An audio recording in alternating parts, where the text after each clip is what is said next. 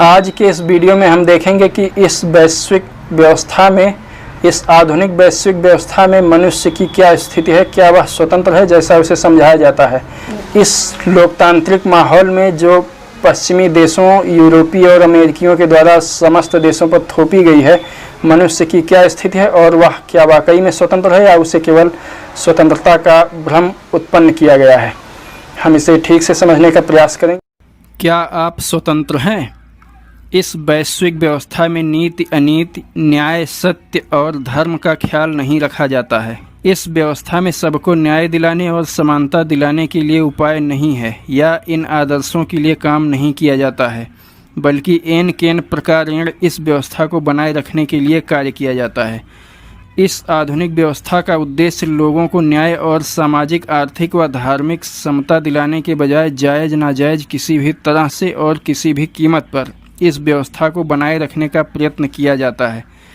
यह व्यवस्था बनी रहे इसके लिए काम किया जाता है और आम लोगों को यह भी भ्रम है कि सरकारें लोगों के कल्याण के लिए काम करती हैं। लेकिन अगर आज के परिदृश्य में आँख कान खुले रखकर देखा जाए तो प्रतीत होता है कि सरकारें सिर्फ और सिर्फ सरकारों के हित के लिए काम करती हैं। कैसे सरकारें बनी रहें, कैसे लोगों को उनकी आवश्यकता का भ्रम बना रहे, इसलिए वैश्विक सरकारें और उनकी संस्थाएं मिलकर लोगों को विभिन्न दिशाओं से नियंत्रित करती हैं।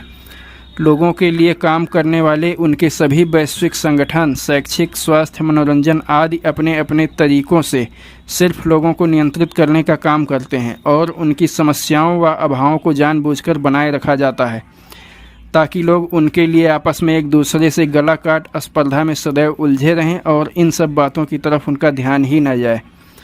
अब हम मनुष्य की तरफ से सोचते हैं तो देखते हैं कि टीवी विज्ञापनों, होर्डिंग और बैनर, सिनेमा, समाचार पत्रों और टीवी कार्यक्रमों, समाचार चैनलों और इंटरनेट के माध्यम से लगातार लोगों पर सूचनाओं की बौछार की जा रही है।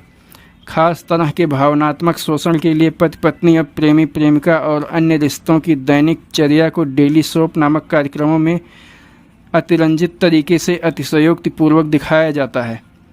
मान लीजिए किसी धारावाहिक में नवयुवक युवतियों के आपसी प्रेम, विवाह और उसके पश्चात वैवाहिक जीवन को मसालेदार तरीके से दिखाया जाता है। उसमें दिखाया जाता है कि पत्नी की तबीयत खराब होती है और पति सारी रात जाग कर सेवा टहल करता है। अब अगर कोई किशोरी इस धारावाहिक को देखती है तो यह उसके कोमल मन में गहरे बैठ जाता है और भविष्य में विवाह के बाद अपने दाम्पत्य जीवन में वह जाने अनजाने में अपने पति से अपनी बीमारी के दौरान एकदम उसी तरह के व्यवहार की कामना करेगी और सीरियल में दिखाए गए व्यवहार और रोमांटिक अभिनय की कामना बेचारे पति से करेगी। वैसा होना लगभग असंभव है और तब दोनों में कलह आरंभ होगा। इन सीरियलों द्वारा मन पर डाले गए संस्कारों को त्यागे बिना सही स्थिति को देख पाना और महसूस कर पाना असंभव होगा। हो सकता है कि इन सीरियलों के मन पर डाले गए प्रभावों को समाप्त करने में ही जीवन व्यतीत हो जाए। किसी घटना पर लोगों का खास माइंडसेट बनाने के लिए उस घटना का इस तरह से कवरेज किया जाता है कि देश का कोई समुदाय या समूह अपने आप को अन्याय, अत्याचार को सहने वाला मानने लगे और अत्याचार के विविध रूपों के लिए उनमें आम सहमति बन जाए कि यह तो सामान्य बात है, ऐसा तो होता ही रहता है। किसी कार्यक्रम के बीच में बार बार कोई विज्ञापन दिखाया जाता है बिना इस बात की परवाह किए कि लोग उसे इतनी बार देखेंगे या नहीं, और उस विज्ञापन को दिखाने के लिए कंपनियां लाखों अरबों खर्च करती हैं। क्या यह फिजूल है? नहीं। इन कंपनियों ने यह रिसर्च कर रखा है कि जब बार बार लोगों को एक ही बात दिखाई सुनाई जाती है तो यह लोगों के अचेतन मन में प्रवेश कर जाती है और उनके जाने बिना ही उनके व्यवहार को नियंत्रित करने लगती है और उसके लिए देश समाज में आम स्वीकृति का माहौल बन जाता है, भले ही वह बात जायज़ हो या नाजायज़। अगर किसी को एक हफ्ते तक उसके पसंदीदा कार्यक्रम के बीच में हर रोज़ एक उत्पाद का विज्ञापन दिखाया जाता है तो वह खरीदारी के लिए बाजार में दुकान पर जाने अनजाने में दुकानदार से उस उत्पाद के लिए आग्रह करेगा। पहले तो इस तकनीक का उपयोग कंपनियों द्वारा अपने उत्पादों को बेचने के लिए किया जाता था, लेकिन अब इसका विभिन्न तरीके से लोगों की दिनचर्या और उनके सोच विचार को प्रभावित करने के लिए प्रयोग होने लगा है। इस काम में कुछ वैश्विक संगठन और सरकारें भी लगी हुई हो सकती हैं। लोगों पर लगातार इतनी सूचनाएं उड़ेली जा रही हैं कि वे सिर्फ उनको ग्रहण करने के प्रयास में ही उलझे रहें और अच्छे बुरे, सही गलत का चुनाव और निर्णय करने की उनकी क्षमता का लोप हो जाए। लोगों में उन सूचनाओं का उपयोग करने की क्षमता ही ना रहे, ताकि उन सूचनाओं के द्वारा लोगों का उपयोग किया जाए, उनको संचालित किया जाए और उनके व्यवहार विचारों को अपने हितों के अनुकूल प्रभावित किया जाए। लोग सूचनाएं थोक के भाव ग्रहण तो करें, पर वे उनका उपयोग ना कर सकें, बल्कि वे सूचनाएं ही उनका उपयोग करने लगें।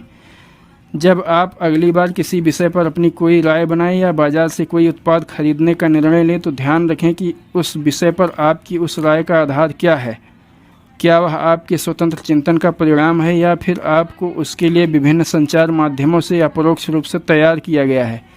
टीवी कार्यक्रमों, विज्ञापनों, सिनेमा, इंटरनेट आदि ने आपको वह उत्पाद खरीदने के लिए विवश किया है, या वाकई आपको उसकी आवश्यकता है और आपने उसे खरीदने का स्वयं निर्णय लिया है। याद रखिए, अनावश्यक और आवश्यकता से अधिक खरीदारी उस उत्पाद के और अधिक उत्पादन को प्रोत्साहन देती है, और इसके लिए कंपनियों द्वारा प्राकृतिक संसाधनों का और बड़े पैमाने पर विनाशकारी दोहन आरंभ होता है। इस पूरे व्यापार जगत का नियंत्रण मुट्ठी भर लोगों के पास है, और वे हमें इन विविध तरीकों से प्रभावित कर एक तो हमारे संसाधनों पर कब्जा जमाते जा रहे हैं, दूसरे हमें गुलाम भी बनाते जा रहे हैं, मानसिक और आर्थिक गुलाम। सतत जागरूकता और स्वतंत्र चिंतन से ही हम इस दुष्चक्र को तोड़ सकते हैं।